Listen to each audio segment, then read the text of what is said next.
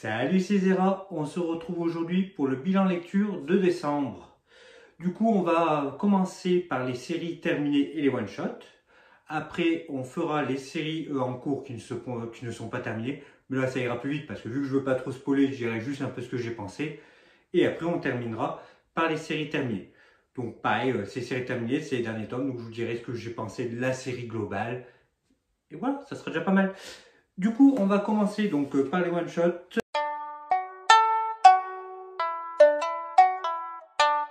Et on commence par Jiro Taniguchi, Venise.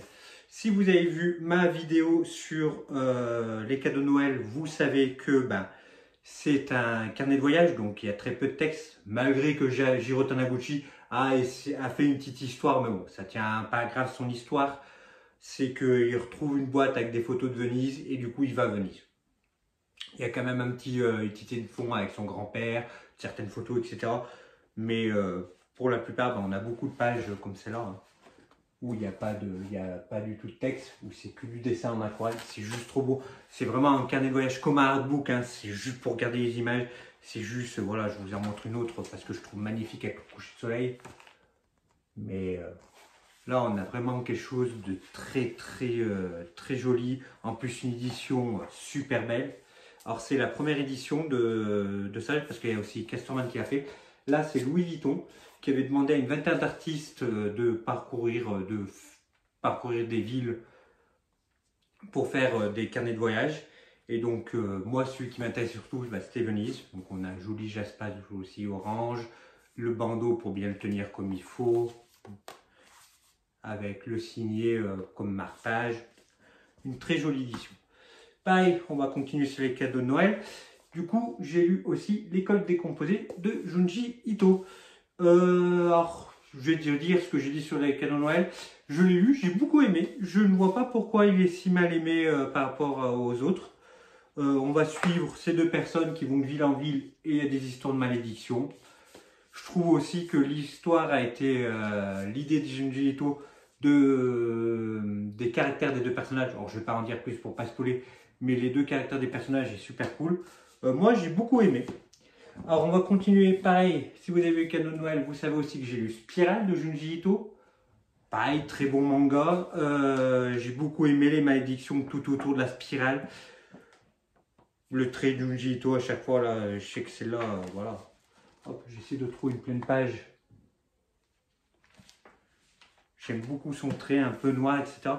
Pareil, surtout, j'aime bien quand Junji Ito essaie de faire comme celui-là, plus sur l'ambiance qui est un peu bizarre, sans tourner trop dans le gore, même s'il y en a du gore, mais plus dans l'ambiance. Donc, c'était les one-shots. Et maintenant, on attaque les tomes 1 que j'ai lus.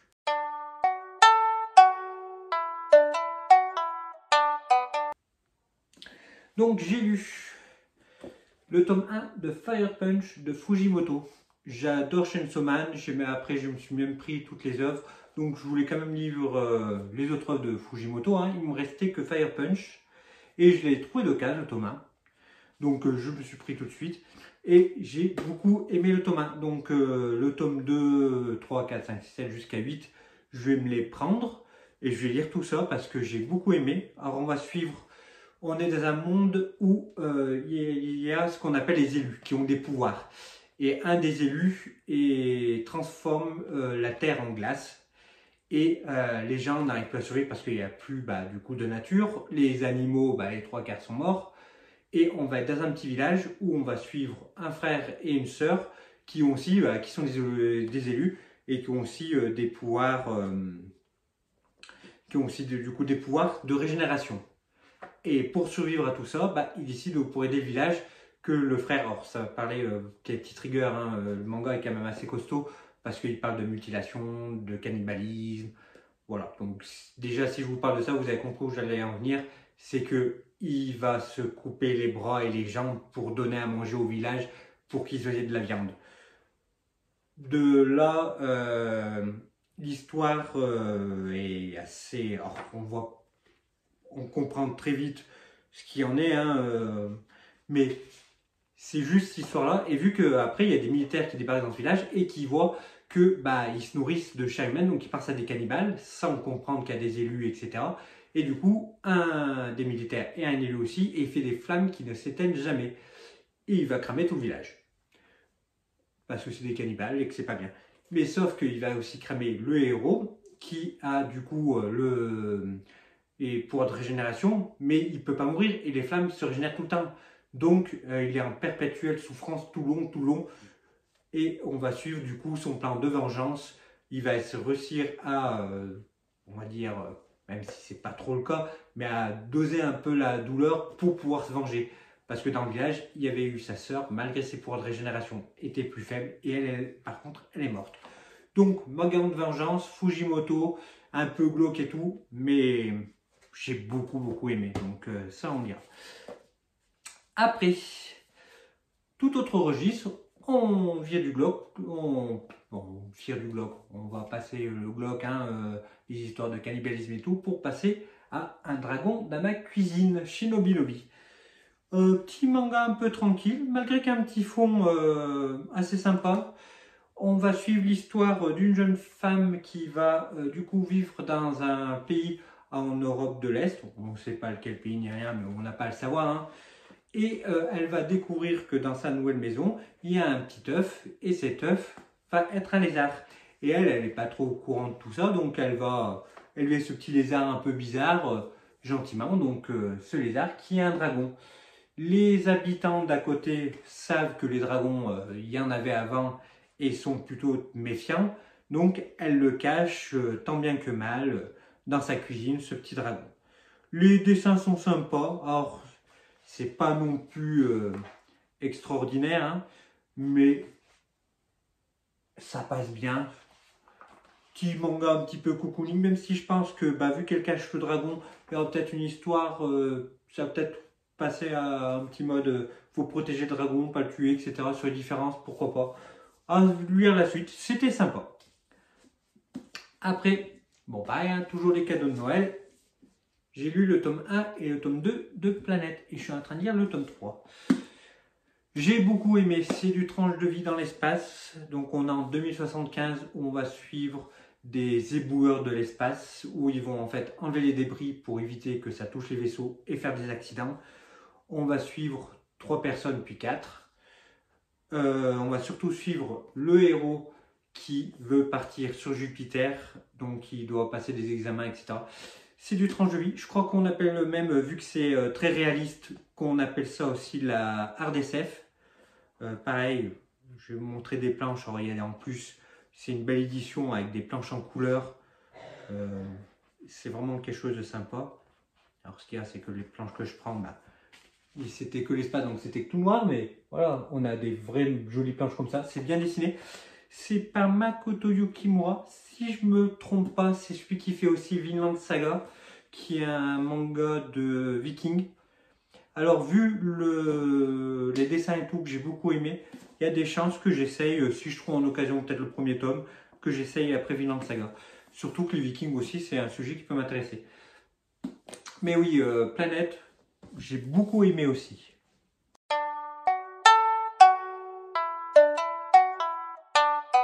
Allez, du coup, on continue avec les séries en cours. Les séries en cours, j'ai lu du coup le tome 2 de La Cantine de minuit. Pareil, c'est des petites histoires de tranches de vie où on va suivre en fait La Cantine de minuit, un restaurant qui sert que la nuit. Et si vous proposez un plat et qu'il a les ingrédients, il vous le sert.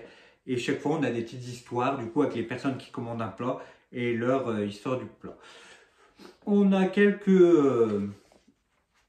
dessins assez particuliers, mais à chaque fois, c'est vraiment, faut pas s'arrêter sur les dessins. Les histoires sont super bien. Que le mangaka arrive en des chapitres donc d'une dizaine de pages à te faire apprécier un personnage, à te donner des émotions en une dizaine de pages d'un personnage que tu n'as pas connu avant, c'est exceptionnel. Moi, j'aime beaucoup et je compte me prendre la suite. On continue avec le tome 15 de Fullmetal Alchemist. Donc pareil, on continue l'histoire des frères Ulrich. Je ne vais pas plus détailler que ça, hein. Fullmetal Alchemist, c'est un très bon manga qui date un petit peu. On a le droit aussi à des petites pages couleurs grâce à ces perfectes éditions de Kurokawa. Pareil, J'ai l'impression que les jaquettes, par contre, je disais qu'elles étaient fragiles, j'ai l'impression qu'elles sont un peu plus épaisses sur les derniers tomes. Donc, qu'elles s'abîment moins.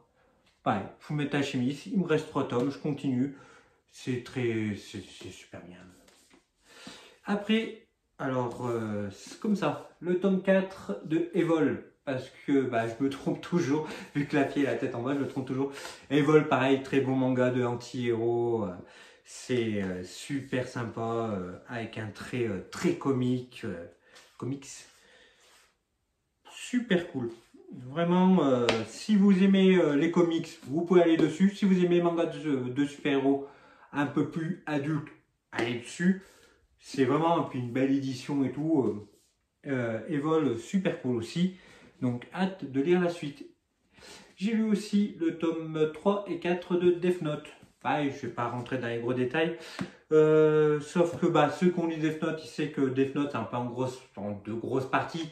Il y a une partie où Kira, celui qui veut bah, du coup tuer tous les criminels grâce au livre qui s'appelle le Death Note, recherche elle.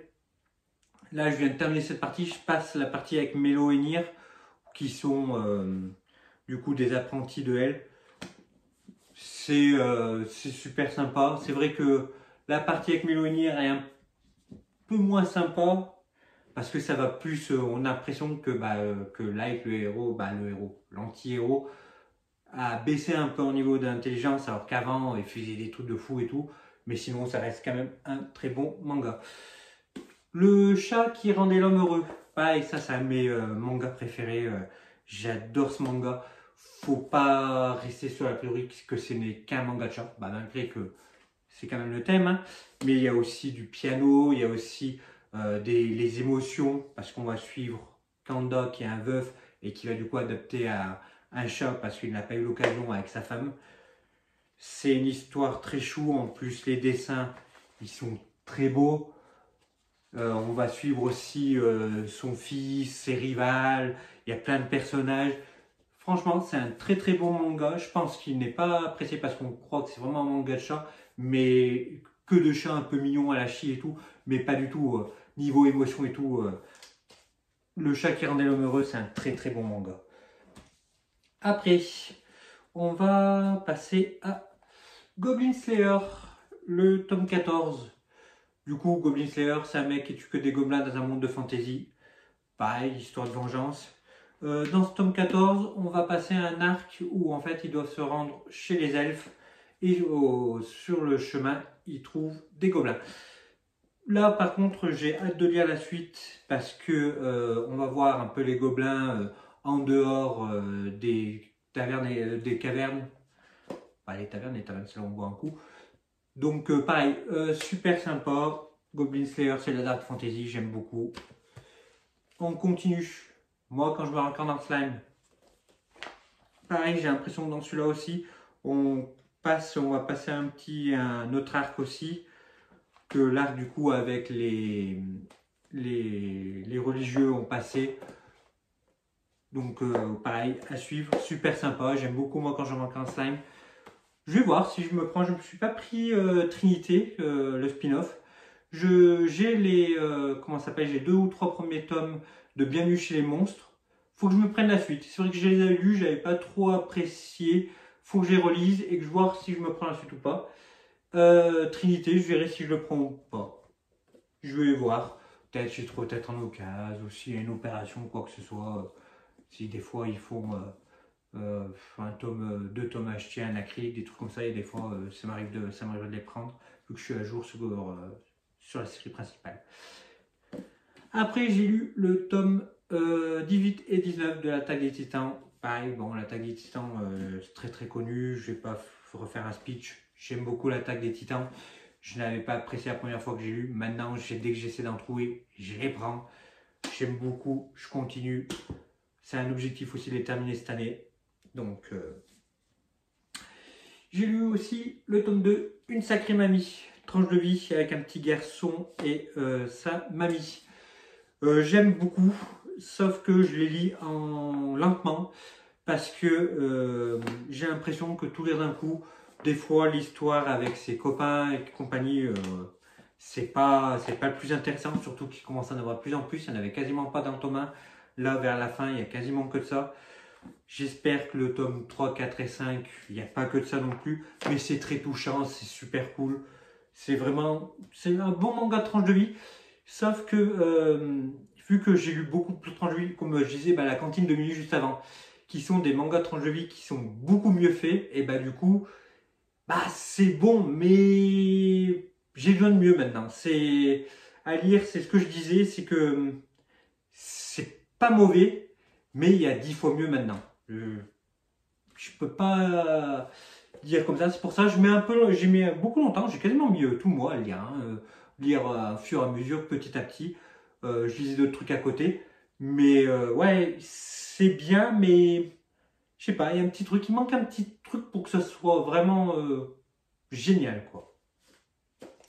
J'ai lu aussi le tome 3 de Today's Burger, un manga sur les burgers où un homme va monter son restaurant en burger et va faire des burgers suivant les envies des clients. Ça me rappelle un autre manga, non? Et surtout, c'est une histoire qui apprend plein de choses sur les burgers. Je ne pensais pas, quand j'avais acheté le premier tome, je ne pensais pas que ça me plairait autant. Après, j'aime beaucoup les mangas sur la nourriture, donc ça aide forcément. Et puis les dessins, franchement, c'est appétissant, ça donne bien envie de les manger.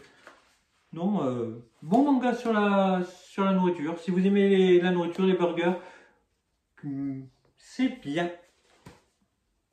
Et pour finir, le tome 2 de Père Fouettard Corporation, où on va suivre un jeune garçon qui a été kidnappé par le Père Fouettard parce que il paraît que c'est un mauvais garçon et qui va du coup travailler dans la maison du Père Noël.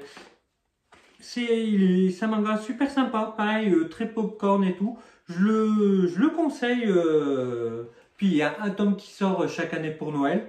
Franchement, moi je vais essayer de m'en prendre quelques instantanés pour mettre à peu près à jour. Et puis je me lirai tout ça pour Noël. Je pense que même à relire toute la série pour Noël à chaque fois, ça doit être super sympa, je pense. Donc, Père Fouettard Corporation, super cool.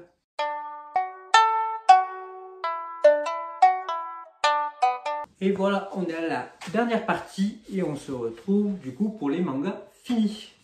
Et j'ai lu du coup du 21 au 24 les 4 Baki. Terminé la première saison du coup. Meian, je crois qu'ils l'ont pas encore annoncé, mais ceux qui ont l'abonnement savent que du coup la deuxième saison est annoncée dans le même format avec du coup les boîtes et compagnie avec l'abonnement, donc du coup ça continue. Donc ça c'est super cool. Et pareil, Baki, on finit. Les combats sont toujours aussi bien, j'ai adoré. Après, on dit beaucoup que Baki c'est de la baston pure et dure. C'est vrai, mais du coup les gens n'ont pas envie d'y aller. Et les dessins ne font pas non plus, c'est des dessins un peu à l'ancienne, ne font pas du tout envie. Alors que c'est super bien, t'es pris par les combats, ses muscles, etc. C'est vraiment Baki, bien content d'avoir pris cet abonnement et du coup d'avoir terminé la première saison. J'ai fini aussi Wakusei Closed chez Nueve Graphics et c'était en 4 tomes, donc ils avaient sorti les derniers tomes. Pareil, je les ai lus. Faut que je relise avec la totalité parce que je pense que j'ai loupé des trucs. Ça se tient pour un manga un peu horrifique en 3 tomes. On va suivre en fait une jeune fille que dès qu'elle dort, elle se retrouve sur une planète mystérieuse. Et sur cette planète mystérieuse, il y a des monstres, mais surtout, il y a une autre jeune fille. Et du coup, qui est cette jeune fille, etc. Tout est répondu dans les derniers tomes. Et c'était super sympa. J'ai bien aimé. Si vous aimez l'horreur, les dessins aussi sont sympas. Franchement, on a vraiment un côté de dessin, pas la Ito, mais il y a quand même un petit air, je trouve. Il n'y a pas ce côté très, très noir, parce que Ito, il a ce côté sombre dans ses dessins, ses cases et tout. Il y a très peu de blanc, que là, c'est quand même un peu plus éclairci. Donc, pareil. Bien aimé aussi cette lecture de Wakusei Closed. Par contre, alors je rigole, parce que le troisième tome que j'ai lu, le troisième série que j'ai terminé, c'est du coup Crazy Food Truck. Et je vais pas tirer sur l'ambulance, mais c'est un très mauvais manga. Par contre, c'est un très bon nanar. Ça me fait rire parce que c'est à la fin, je vais vous spoiler, hein, c'est pas, franchement, c'est pas un super manga. À la fin, tu as le combat, la mitraillette, la fille toute nue sur un canon de char. L'hélicoptère, au lieu de tirer, il va faire des pirouettes en décapitant tout le monde avec les ailes. C'est vraiment ouais, c'est vraiment un nanar, quoi. Et du coup, ça va être le plaisir coupable. C'est le manga, je sais qu'il est pas bon, mais j'ai quand même bien aimé la lecture. Et je pense que je regarderai pour juste rigoler du manga. C'est vraiment, ouais, c'est un bon nanar, un manga. Alors j'essaie de trouver un peu les dessins. Les dessins sont jolis par contre. J'aime beaucoup le style graphique. Le style graphique est super sympa. Mais ouais, ça se tient pas trop la route là avec le food truck. Et du coup, Crazy Food Truck, alors j'ai pas expliqué l'histoire, j'ai expliqué que la fin directement. Mais on va suivre du coup cette personne qui a un food truck dans un monde apocalyptique, donc qui a pas de nourriture, donc il doit chasser des monstres un peu mutés, des crabes géants, des choses comme ça et tout, pour faire tourner son food truck. Sauf qu'il rencontre à un moment dans son périple cette jeune dame et il va la protéger parce qu'elle est suivie par une organisation, etc. Je pense que déjà la jeune dame elle est tout le temps à poil, ça le fan service, ça il y en a tout le temps. À un point, je me suis demandé si elle n'était pas allergique aux vêtements tellement qu'elle est à poil. Il y a aussi le fait, je pense, ça aurait pu être un bon manga. Déjà, le fait que ça soit tourné tout de suite à l'action, ça bouge, etc. Tout le temps, tout le temps, tout le temps. Au lieu que ça se pose quelques chapitres tranquilles. Ils font leur vie dans ce monde post-apocalyptique. Ils vont chercher un peu la bouffe. Déjà, de ne pas le faire en 3 mais en 5 tomes et prendre plus son temps sur le côté un peu tranche de vie, ça aurait été mieux. Pareil, bon Crazy Food Truck, j'ai bien aimé malgré qu'il ne soit pas bon. Mais comme j'ai dit, mauvais manga, mais bon nanar. Donc bonne, mine de rien, une bonne lecture quand même. Mais c'est pas quelque chose que je conseillerais. Hein. Moi, ça va être le plaisir coupable, je vais le garder. Mais je ne le conseillerais pas. Et voilà, on a terminé du coup ce bilan de lecture de décembre. J'espère que ça vous a plu. Si ça vous a plu, abonnez-vous. Un petit j'aime aussi, ça fait toujours plaisir. Donc voilà. On va se retrouver la dernière vidéo. Je n'ai pas fait mon top de l'année dernière. Donc ce sera mon petit top. Je ne sais pas encore comment je vais le faire. Si ça va être un top 5, top 10 ou si je vais séparer. Je ne sais pas encore. Donc voilà. Donc on se retrouve pour la prochaine vidéo. La bise!